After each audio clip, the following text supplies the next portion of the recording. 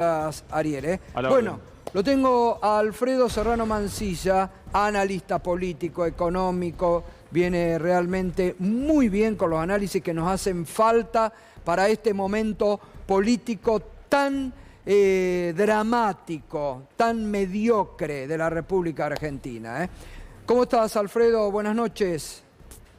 Hola, ¿qué tal, Gustavo? Buenas noches, ¿qué tal estáis? Bien, acá venimos con un contrapunto fuerte, así que te quiero fuerte y picante, ¿eh? Sí, os estaba escuchando bueno, lo primero es que yo creo que hay una estrategia deliberada para crear algo que en teoría política, en temas electorales, se llama el efecto saboteador, spoiler effect, le dicen en inglés, que es crear el tercer jugador que cuando participa en una cita electoral permite fragmentar un voto y con esto le permite al otro ganar.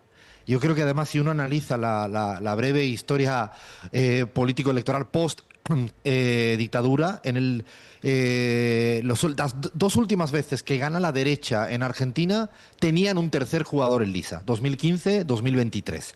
Es decir, requieren de ese tercer jugador.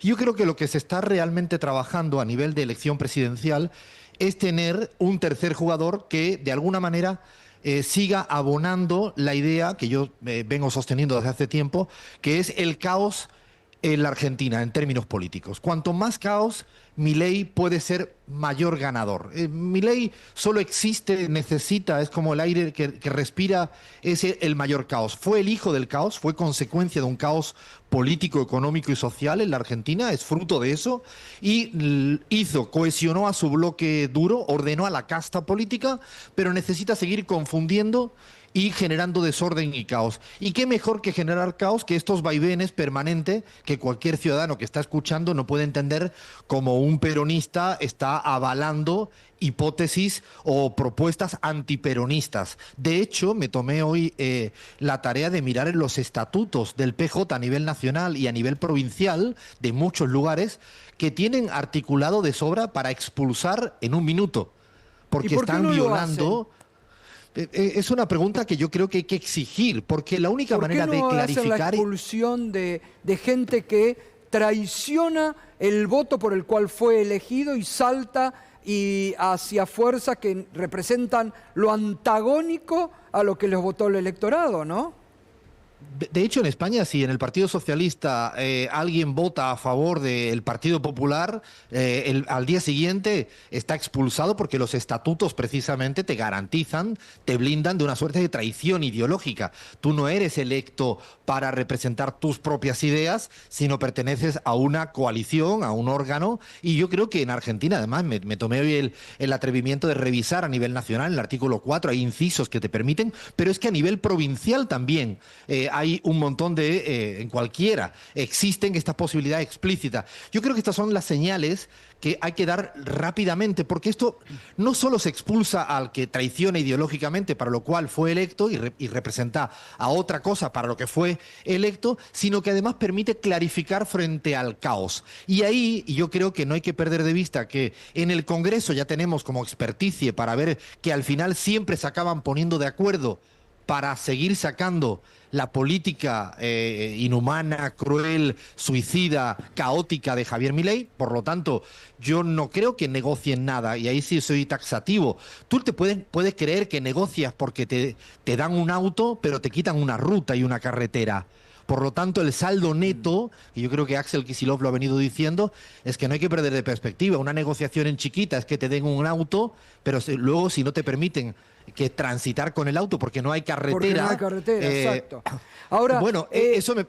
Alfredo, hoy hablaba con un dirigente del peronismo muy importante, ¿no? Muy importante, de los más importantes. Y me decía, no, Gato, no te apures, no te apures, vos estás pidiendo armar ya, no te apures, porque hay que dejar que Milei se enfrente a Milei. Milei versus Milei, porque ahí es donde se desgasta el mismo gobierno y donde se desgasta Milei. Y además dice porque hay tiempo, falta todavía mucho, la lógica de la política actual te mata si hoy salís con un candidato a la cancha. ¿Vos estás de acuerdo con eso? Estoy seguro que ese tipo de tesis eran los mismos que cuando empezó Milei decía que venía bien para fragmentar a la derecha.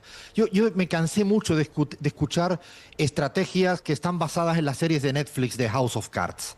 Me cansé demasiado. Yo creo que la política no tiene a veces este tipo de especulación y de esperar, primero porque es cínico esperar que Milei siga permitiendo que la gente no tenga para llegar a mitad de mes y lo pase mal. Yo creo que no se puede. Uno, si se dedica a la política, tiene que tener convicciones por encima de ese tipo de, insisto, estrategias tan house of cardianas, si me permites el término. Y luego es que hay algo que es que en política todo es para ayer. De hecho, opositar a un tipo como Milei no te permite tener paciencia. Tú tienes, y de hecho lo hemos hablado alguna vez en la radio, yo creo que es un maravilloso momento para que en el mes de marzo, no esperar mucho más, se diga es el mes de las deudas de las familias argentinas. Y a mí me gustó esa propuesta que vos lanzaste la semana pasada, que tienen que tomar la oposición un tema por mes de aquí a diciembre y salir a debatirlo. Por ejemplo, el mes de marzo, las deudas de la familia y debatirlo en todo el país. Abril, la falta de vivienda. Esa idea me pareció a mí muy potente, que la debería tomar alguien de la oposición. De hecho, contrario a lo que te decía este dirigente, nos van a faltar meses, no problemas de la gente. Sí. Es decir, nos va a faltar tiempo, no es que nos va a sobrar tiempo. De hecho, yo creo que si tú pones a la ciudadanía que no votó a Javier Milei, que son 11 millones de votantes en segunda vuelta, en la legislativa nos olvidamos y a veces nos mareamos con el 41%, que es importante, pero que hubo un montón de gente que no fue a votar o que votó en contra, que a veces no se siente representado por este tipo de artimañas, ¿no? Claro. de cierto dirigente político. Por eso no hay que perder de vista que yo creo que en el Congreso se acaban poniendo de acuerdo y van a intentar posturear, juego con una palabra que se dice mucho en España, poner una pose de diferencias a nivel presidencial, insisto, pero para dividir mucho el voto. Claro, pero que son y van a terminar siendo funcionales al gobierno actual, ¿no? Es que ya lo son. No hagas caritas, preguntame. No, tengo 33 observaciones sobre lo que dice Serrano Mancilla, no va a dar el tiempo.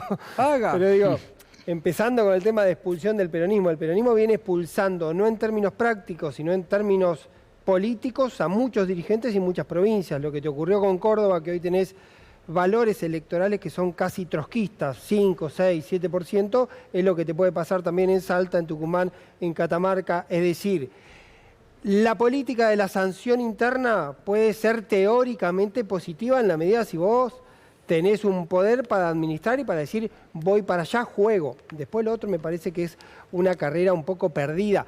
Me da la sensación, y creo que lo dijo Bensusán, Alfredo creo que lo da a entender cuando él pide mucha más dimensión o mucha más, ser un poco más proactivo, que el peronismo llega acá y se encuentra en una debilidad numérica atroz, y esa debilidad numérica en un peronismo además que estaba acostumbrado a ganar elecciones, a tener mayorías, no sabe de alguna manera qué hacer con cierta impotencia y en una situación de debilidad.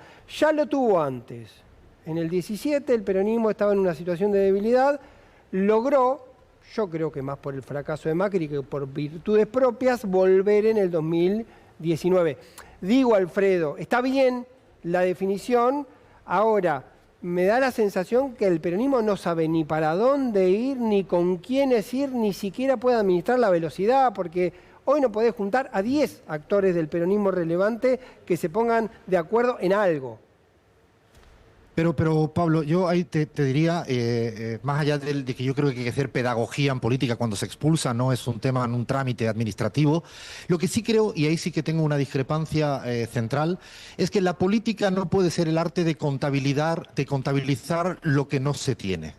O sea, en política no todo es una suerte de Excel o de calculadora para decir lo que no tenemos. No significa no ser realista. Pero tú en política, y he aprendido de lo que hizo Andrés Manuel López Obrador, que hoy en día tienen el 70% de apoyo popular, ganaron las elecciones con un 61% Claudia Sheinbaum después de la figura de Andrés Manuel, y no contabilizó lo que le faltaba, no contabilizó lo que no tiene. Como tú bien dices, y yo no conozco tan claramente quiénes son los dirigentes que se podrían sentar en esa mesa, pero si son 5 los dirigentes, que yo estoy seguro que existen, 4, 5, 3, 8, 7, los que sean, se tienen que sentar y no esperar a ver si se pueden sentar 50 cuando esos 35 restantes ya se fueron. Y además no perdamos de vista que lo que está pasando en esa suerte de burbuja de dónde se sientan y cómo se sientan, la sociedad está esperando mensajes. Hay una sociedad que no se fue a votar a Javier Milei. A mí Álvaro García Linera me hablaba mucho de la diáspora que se podía producir si no le hablas, no lo representas. Bueno, yo creo que es importante que los 3, 4, no importa que sean 3, 4, no siempre es momento de decir si somos 100 para hablar. Yo creo que si uno revisa cómo ha sido la biografía del peronismo en los últimos, virtuoso de los últimos años, recordaréis mejor que yo con cuánto ganó Néstor Kirchner. No hizo calculadora de cuánto no tenía, sino fue hacia adelante con convicciones, conectando con la ciudadanía, y por eso yo sigo diciendo que la centralidad es decir... También, Alfredo, porque ese es un proceso, lo mismo que decís vos de López Obrador, es un proceso en crecimiento con una conducción. Otro elemento que falta en la mesa del análisis hoy del peronismo es que no hay conducción, o es una conducción en disputa, o es una conducción ausente, o es una multiconducción. También tiene que ver con eso. Lo que pasó con López Obrador fue en ascenso. El peronismo viene desde el 2015, salvo la pausa del 2019, en permanente caída, digamos. Me parece que tiene que ver con... Si cierro con una idea Pablo, que me parece que está bastante presente. A ver. Hoy... El peronismo no parece ser suficiente para el peronismo de la idea de estar enfrente, sino de tener algo para decir que sea seductor para el votante, y parece que el pasado hoy es más fantasma que el futuro. Pero es la reinvención necesaria sin dejar de ver lo que está pasando en la sociedad. Hablando de México, hablando de Colombia, claro, está en crecimiento, pero lo que hizo López Obrador es revitalizar parte de ese PRI, que era viejísimo, que había venido en decadencia, revitaliza parte, convence a una ciudadanía que se sentía priista, le habla con argumentos, me da igual que el nombre se llame Morena, se llame PRI, se llame... No, lo interesante, insisto, es que hay suficientes maneras de convencer a la ciudadanía. Y yo sí creo que hay todavía conductores. Si son 4, 3, 5, yo sí veo gente valiosa en la política argentina, opositora a Javier Milei, que, insisto, es mucho más fácil ponerse de acuerdo, por ejemplo, para propuestas de regular las comisiones bancarias abusivas en tiempo donde la gente no tiene para llegar a mitad de mes, ¿no? Que sería un debate que a la gente le va a ocupar el día a día. Yo no puedo pagar lo que me están con tasas usureras. Argentina es el país de América Latina con mayor, ayer os escuchaba, lo decía muy bien Andrés Lerner, con la tasa de interés más alta del promedio de América Latina en 22 puntos. Bueno, algo habrá que hacer. ¿Por qué no se reúnen los 3, 4, 5? Y yo creo que así es como se acaba realmente conduciendo, no tanto hablando de la conducción en una mesa, sino conduciendo en la realidad. Es una discusión que le afecta a la gente y que se puede, salvo que caigamos en un pesimismo eterno de lo que nos falta. Entonces sí, yo me retiro y me pongo a cultivar cualquier otra cosa. Total. Bueno, Alfredo, la próxima vez te venís acá al piso, ¿eh? Te pagamos el pasaje de Capilla del Señor a Buenos Aires, ¿eh? Porque están muy lindos. Vamos a acrecentar más de estos debates que son necesarios. Hay que despertar debates en la política argentina, que está muy mediocre y muy baja, ¿eh?